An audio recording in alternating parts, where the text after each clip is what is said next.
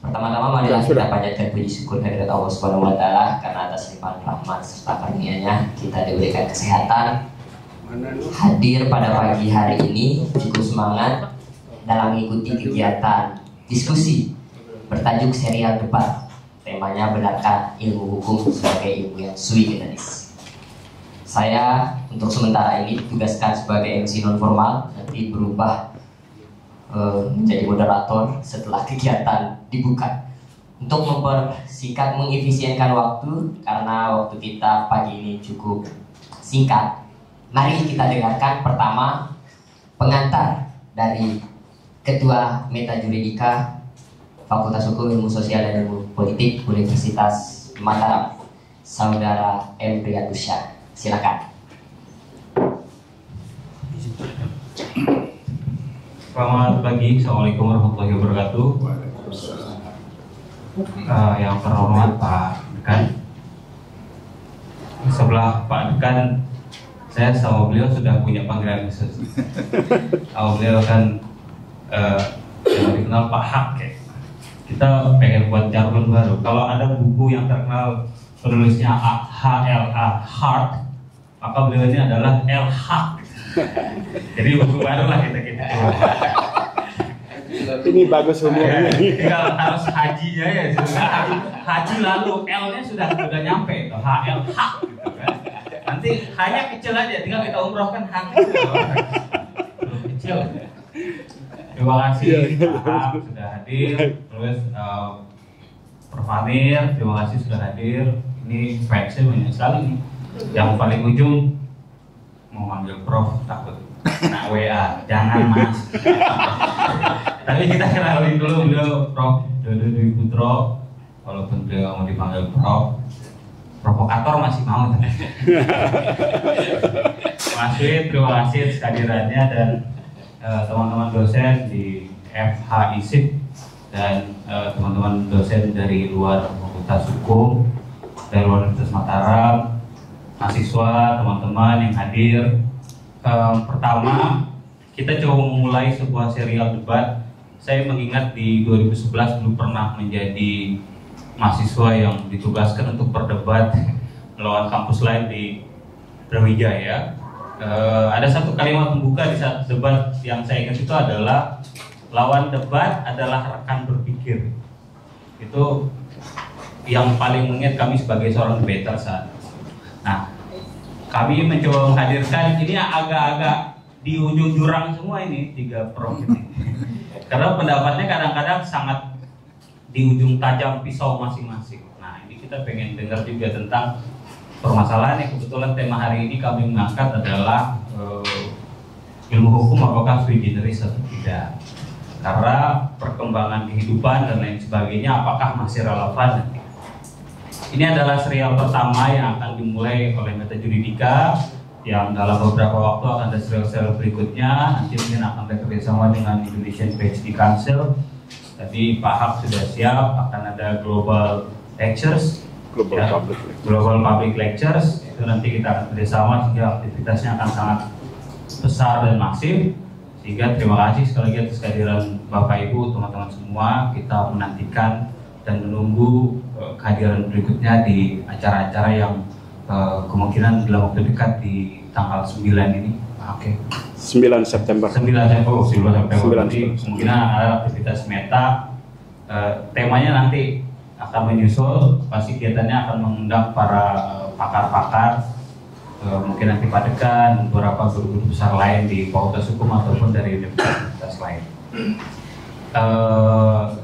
Bapak Ibu, terima kasih sekali. Mohon maaf apabila ada kekurangan selama kegiatan.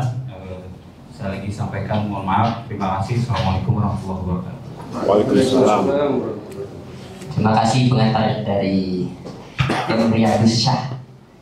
Ini definitifnya di UIN tapi berkantor juga di Unram, Pak Dekan. Selama Pak Dekan masih dua kaki main. Selama nggak digusur ruangan lu tuh aman. Baik, terima kasih. Selanjutnya kita dengarkan sambutan dari Dekan Fakultas Hukum Ilmu Sosial dan Ilmu Politik Universitas Mataram, Bapak Dr. Ragu Wira. Silakan Bapak.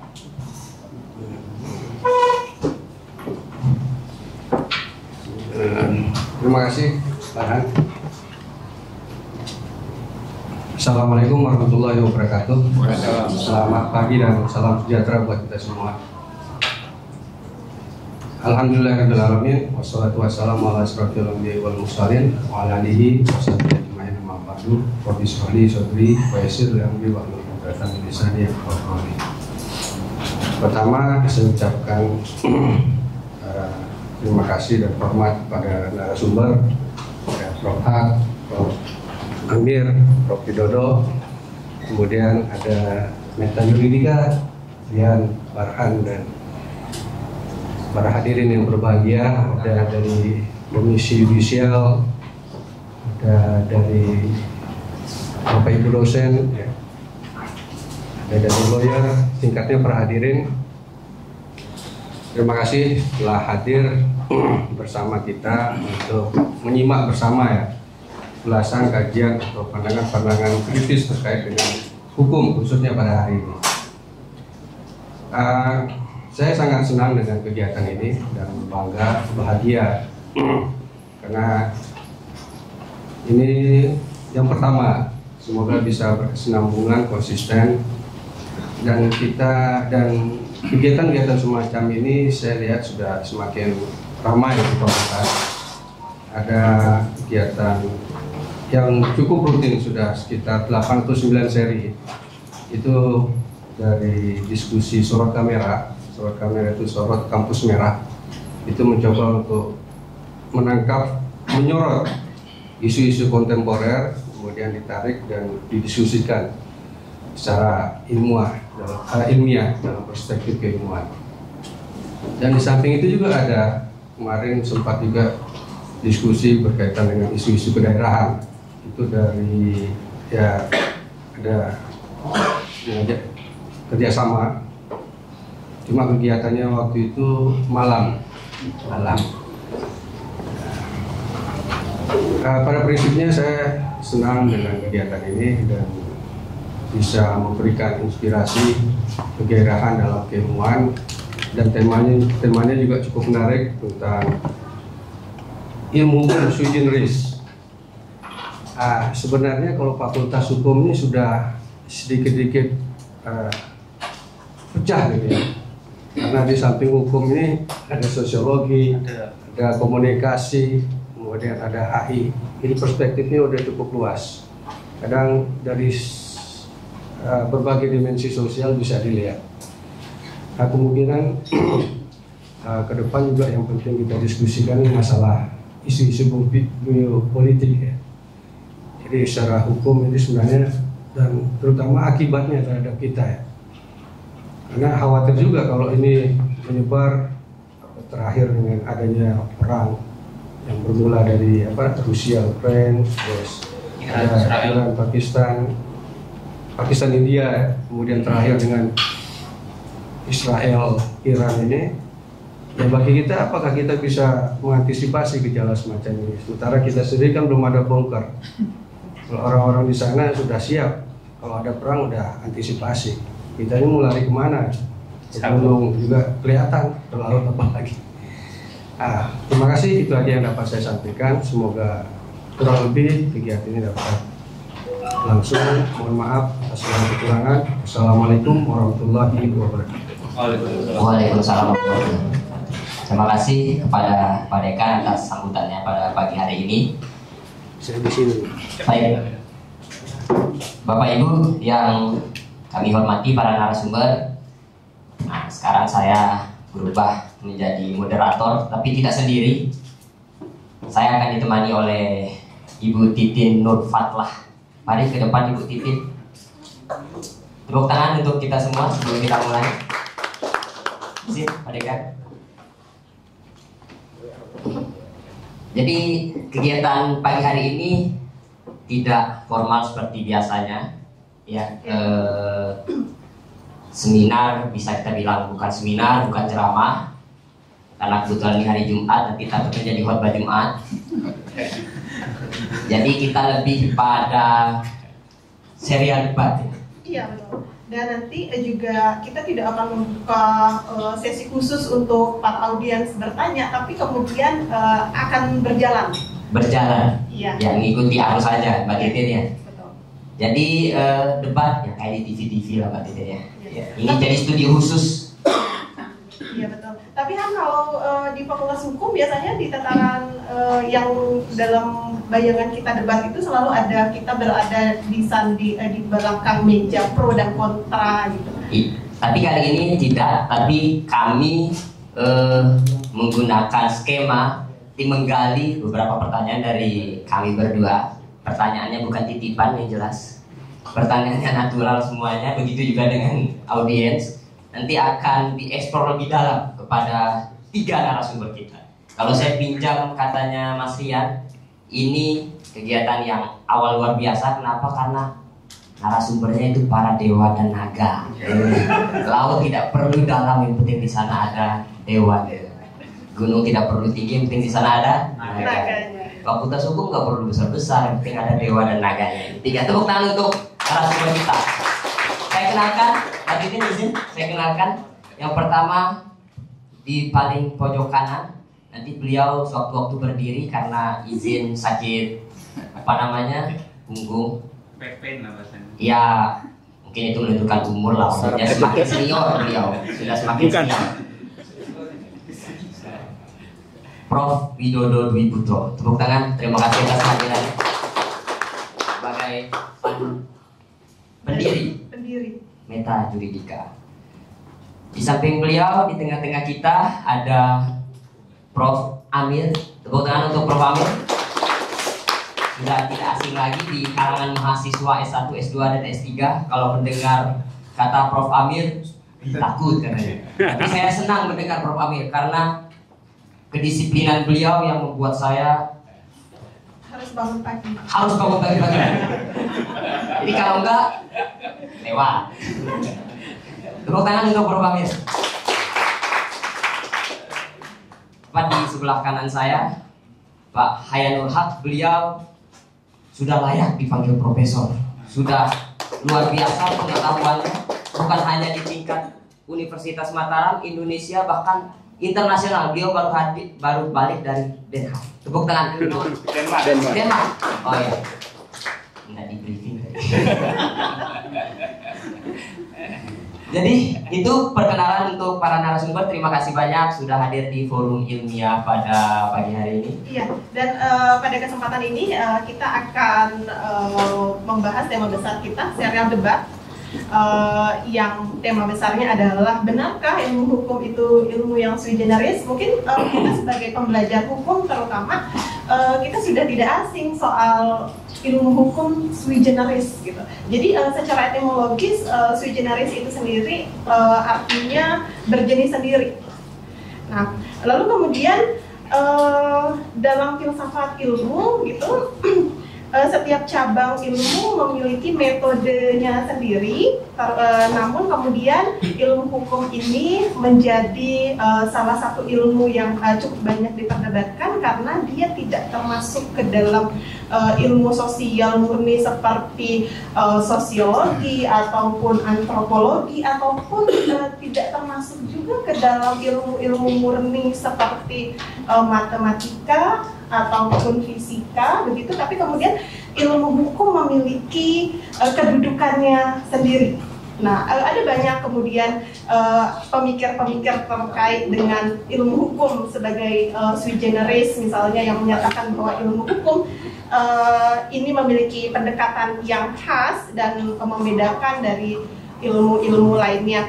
Nah, ilmu hukum ini kemudian merupakan ilmu normatif yang mempelajari kaidah, bukan sekedar fakta. Tapi kemudian apakah pendekatan normatif saja cukup, atau ternyata kita juga ilmu hukum juga perlu pendekatan empiris atau bahkan interdisipliner untuk mengenal ilmu hukum itu secara utuh begitu. Iya, baik. Itu pengantar dari Mbak Titin soal tema besar kita pada pagi hari ini, ilmu hukum sui generis.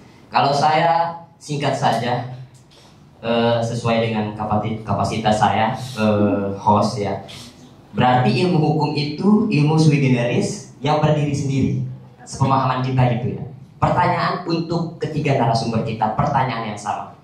Jawabnya hanya iya atau tidak saja. Untuk pertama, izin Pak, karena pertanyaannya itu apakah ilmu hukum itu sui generis, iya atau tidak? Sebentar. Saya harus jelaskan ini bukan pengadilan dan Betul. saya perbaiki pertanyaannya dulu. Karena ini pertanyaannya ini sangat tidak mendidik, tidak mengencourage, tidak memberikan inspirasi kepada ruang-ruang kritis, ruang-ruang diskusi.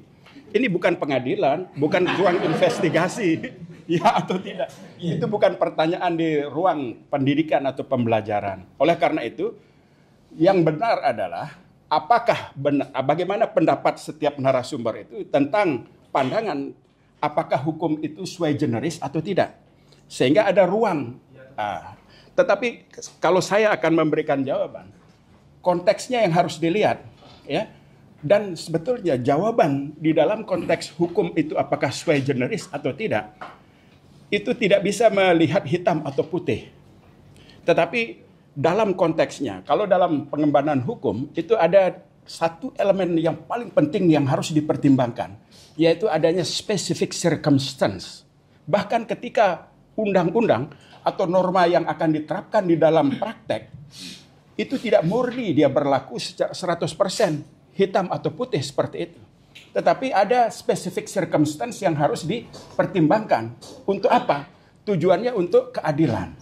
Sehingga di dalam pandangan saya, aliran-aliran di dalam mazhab hukum, ya, apakah itu dari mazhab natural, hukum alam, atau mazhab positivis, mazhab sosiologi atau legal jurisprudence, ya, sociological jurisprudence, atau mazhab sejarah, ya, atau mazhab legal realism, itu hanya sebetulnya metode yang kita gunakan atau cara yang kita gunakan untuk melihat kebenaran di dalam pemahaman atau pengapresiasian makna hukum sampai dengan penerapannya. Nah, oleh karena itu, di dalam pandangan saya, ketika kita melihat apakah hukum itu sui generis atau tidak, ini sebetulnya pertanyaan tahun 60-an. Yang tidak perlu dipertajam garis demarkasinya.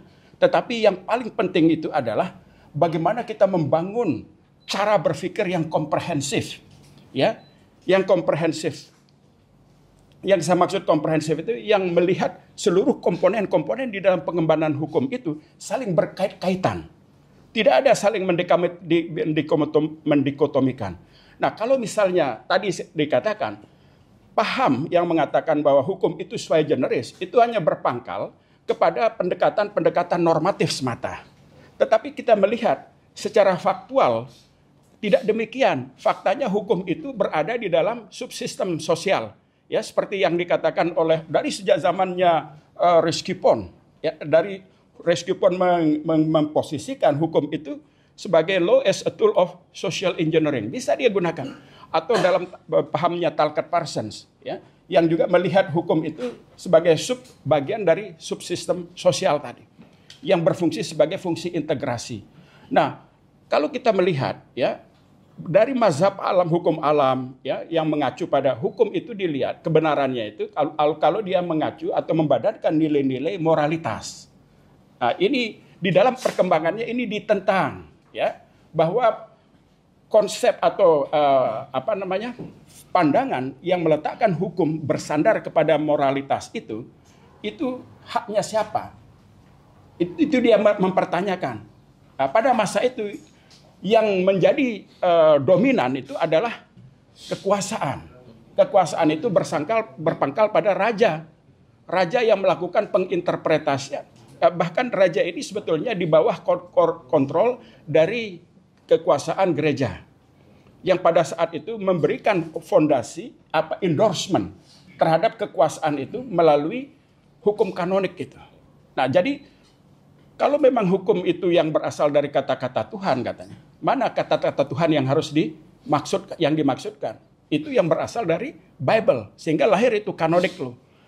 Hampir 400 tahun itu bertahta sampai tahun 1600-an menjadi dikritik ya, dikritik sekitar awal abad ke-16 ke-17 itu dikritik bahwa tidak semua hukum yang diinterpretasikan di dalam canonic law itu menjadi resources karena tidak bisa memberikan mengakomodasi atau memberikan ruang terhadap tidak bisa memberikan ruang terhadap eksistensi manusia yang menjadi objek yang diatur. Nah, apa yang diatur itu adalah kehidupan manusia, kehidupan masyarakat. Sehingga pada masa itu ditentang bahwa dominasi biarlah repot saya lihat itu. Bila perlu tambah lagi. Iya. Karena nggak bisa masuk. Bisa masuk sekarang? Begini. Kayak makan es krim dong. Lanjut, Bro. Ya. Jadi kembali saya katakan tadi ketika masa abad ke-16, abad ke-17 itu mazhab hukum alam itu sudah mengalami degradasi dia, mengalami public distrust namanya. Karena itu muncul pemikir-pemikir positivism. Sehingga dia mengatakan ya antara lain yang melakukan kritik itu seperti Jean-Jacques Rousseau sampai dengan Lockean itu. Sehingga lahirlah gagasan tentang revolusi bahwa negara itu harus dikontrol oleh rakyat. Jadi dalam konteks itulah pemikirannya Locke itu menjadi gagasan yang sangat revolusioner pada masa itu. The Second Treatise itu di dalam bukunya The Second Treatise. Dia mengatakan pada paragraf 28 sampai paragraf 35 itu menyatakan bahwa sesungguhnya yang berhak itu menentukan semua nasibnya itu sama persis seperti inline dia dengan pandangannya Rousseau. Inline. Dia katakan memang sesungguhnya Tuhan itu memiliki kekuasaan atas semesta. Seluruh semesta ini diciptakan oleh Tuhan. Dan kedua, ya, preposisi kedua, Tuhan menciptakan seluruh manusia yang ada di dalamnya. Preposisi ketiga, setiap manusia berhak mengintervensikan potensi yang ada dalam dirinya, seperti intelektualitasnya, pemikirannya, ya, fisiknya itu terhadap alam semesta. Nah, ketika dia mengintervensikan itu lahir produk, lahir derivat. Derivatnya itu apa? Lahir hak-hak. Ketika saya menanam padi misalnya, atau menanam gandum, menanam mangga, maka padi, mangga, atau gandum itu adalah milik saya. Nah, itu dilihat, itulah sejarah lahirnya hak kodrati yang menjadi dasar di dalam pengaturan hukum positif itu. Hak kodrati itu baru ada setelah revolusi itu. Setelah dibangun kesadaran itu. Sebelumnya itu haknya masyarakat itu tidak ada. Semua dikontrol oleh raja yang dijadikan, yang mengacu kepada prinsip kanonik tadi. Tapi karena raja itu yang diberikan dominasi, yang mendominasi penginterpretasian hukum, maka dia dikritik. Seharusnya hukum itu adalah hukum yang dibuat oleh masyarakat. Nah, isinya itu adalah hak kodrati tadi. Hak kodrati itu diberikan karakteristik. Apa karakteristik dari hak kodrati itu? Karakteristik dari hak kodrati itu adalah bahwa hak itu tidak dapat dicabut dan tidak dapat diberikan oleh siapapun. Makanya dia katakan jelas itu. The rights cannot be revoked and cannot be granted by anyone, including the king. King itu adalah simbol dari raja. Tidak bisa raja. Makanya disitulah kewajiban raja atau dalam hal ini negara harus memberikan penghormatan terhadap penghormatan terhadap hak tadi, hak fundamental. Hak fundamental itu yang diatur di dalam konstitusi sebagai fondasi di dalam pengaturan sistem ketatanegaraan atau tatanan hukum positif kita. Selanjutnya, hak tersebut harus dihormati oleh semua bangsa yang beradab. Nah, dalam konteks ini ternyata transformasi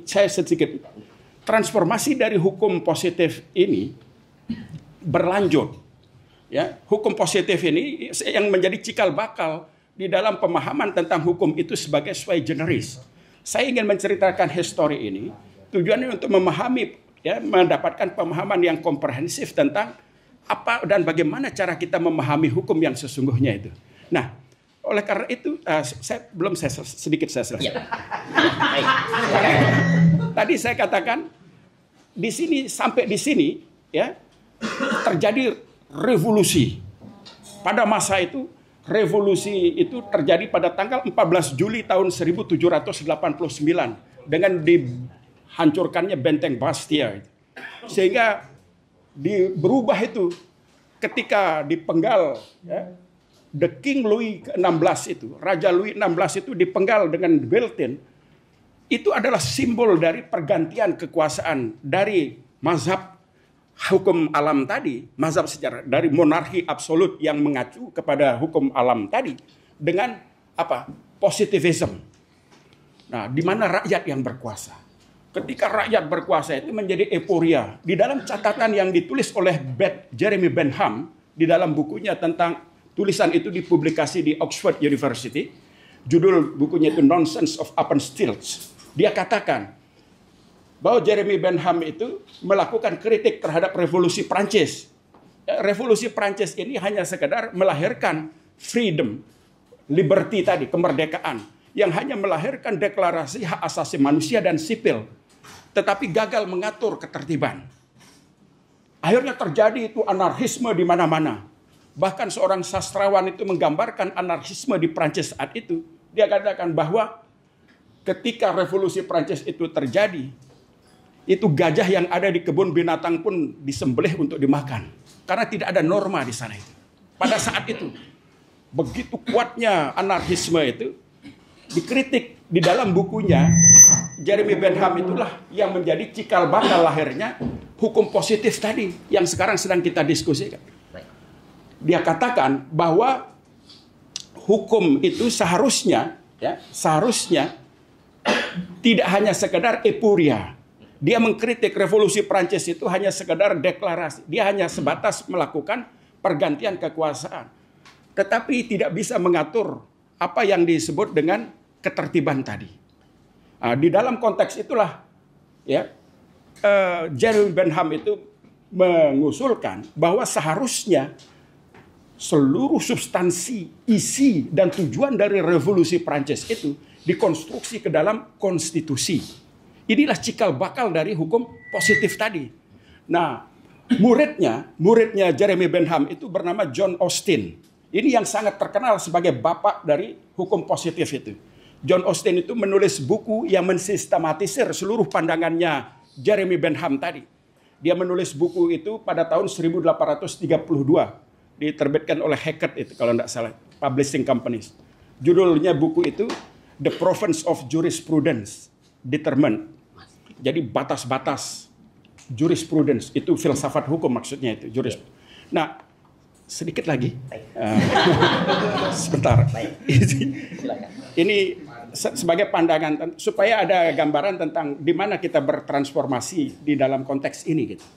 Nah, di dalam buku yang ditulis oleh John Austin itu, dia mengawali dengan 3 pertanyaan. Pertanyaan pertama, apa hakikat hukum itu? Kedua, siapa yang membuat hukum? Ketiga, mengapa kita taat pada hukum? Itu dia jawab di dalam bukunya itu. Bahwa hakikat hukum itu adalah esensinya itu perintah dan larangan. Tujuannya itu memang untuk melakukan penertiban terhadap anarkisme yang sedang berkembang pada masa itu. Nah, kemudian yang kedua, dia katakan bahwa hukum selain hukum itu berisi hanya perintah dan larangan, hukum itu harus dibuat oleh orang yang atau pihak yang memiliki otoritas, yang berkuasa, yang berhak memiliki otoritas itu siapa? Yaitu lembaga yang berwenang. Dalam hal ini adalah legislatif dan eksekutif. Begitu juga yudikatif. Diberikan hak untuk melakukan penemuan hukum, res finding itu. Karena negara mentransfer kekuasaannya itu kepada, shifting kekuasaannya kepada yudikatif dengan tujuan untuk menemukan res finding. Sedangkan legislatif dan eksekutif itu berfungsi sebagai res forming tadi. Nah, disinilah perbedaan. Nah, kalau kita lihat di dalam konteks yang saya sebutkan tadi, apa yang dikatakan oleh John Austin itu, dia mengacu kepada kekuasaan, seolah-olah positivisme itu hanya pada bersentralisasi pada kekuasaan. Kemudian substansinya hanya perintah dan larangan. Kemudian kenapa kita taat pada hukum? Karena hukum itu dilengkapi dengan sanksi. Sehingga semua aturan atau norma yang tidak memiliki sanksi itu bukan yang dimaksud dengan hukum yang dimaksud. Supaya menjamin efektivitas keberlakuan hukum. Nah, di dalam konteks ini itu berkembang pemahamannya, tujuannya itu untuk meredam anarkisme yang sedang bergejolak di seluruh Eropa. Nah, akhirnya ini juga berkembang. Kita melihat pada tahun 1945 ya sampai dari tahun 1918 awal itu, dari zamannya era John Austin, Jeremy Bentham itu bertransformasi sampai tahun 61. Kekuatan dari yang disebut dengan legal positivism murni. Termasuk di dalamnya itu Hans Kelsen dan Gustav Radbruch juga. Tetapi Gustav Radbruch ini melakukan perpindahan. Pada tahun 1949 dia meninggal ya. Sebelum meninggal dia di dalam siaran radionya yang disiarkan oleh seluruh Jerman, radio Jerman, judulnya itu 5 Minutes on Recht Philosophy itu dia menjelaskan tentang masuknya nilai kemanfaatan tadi. Nah, ini berkembang terus. Sebetulnya hukum positif yang kita bicarakan ini itu berkembang sampai 5 generasi. Tetapi yang kita pahami di dalam konteks penegakan hukum ketika dibawa oleh Pak Muhtar Kusumaatmadja itu sebagai hukum positif saja. Saya memahami konsepnya Muhtar ya, yang mengadopsi pemikiran dari Reskipon, gurunya di Harvard itu, bahwa hukum itu sebagai alat pembangunan. Itu tujuannya apa? Memang hukum itu difungsikan untuk mempercepat proses pembangunan, sehingga apa yang diatur dalam norma itu menjadi acuan. Tetapi akhirnya ketika dalam pelaksanaannya ini mengalami deviasi, tidak menciptakan keadilan yang sesungguhnya. Itu dikritik lagi oleh Sacipto Raharjo, bahwa sesungguhnya bukan hanya itu. Artinya apa? Semua transformasi pengembangan hukum ini tidak ada yang rigid. Seharusnya bisa dilihat secara komprehensif melalui proses transformasi di dalam pengembangan hukum. Baik, Prof. Berarti ya, jadi, mohon izin. Ya. Berarti tidak ada yang rigid dalam. Tidak ada yang rigid. Oke, sebentar, Prof. Izin. Harus dilihat dari segala aspek, termasuk dari aspek interaksinya. Baik, izin, Prof. Ya. Jadi Mbak Titin, tadi sebenarnya pertanyaan pemanasan, tapi langsung digas oleh Prof. Hak. Ini luar biasa, tepuk tangan untuk narasumber kita.